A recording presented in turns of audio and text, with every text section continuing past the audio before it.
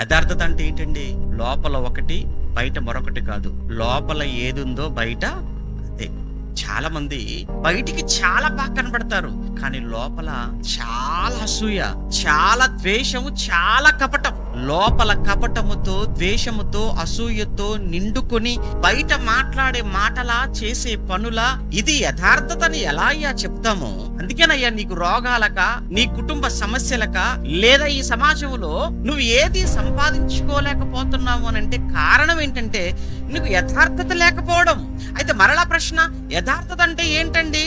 అవును, ఒకే విధంగా ఉండాలి, అన్ని ఉన్నప్పుడు ఒకలాగానే ఉండాలి, ఏవి లేకపోయినా అలానే ఉండాలి. యథార్థత అనేది మనం పోగొట్టుకోకూడదు.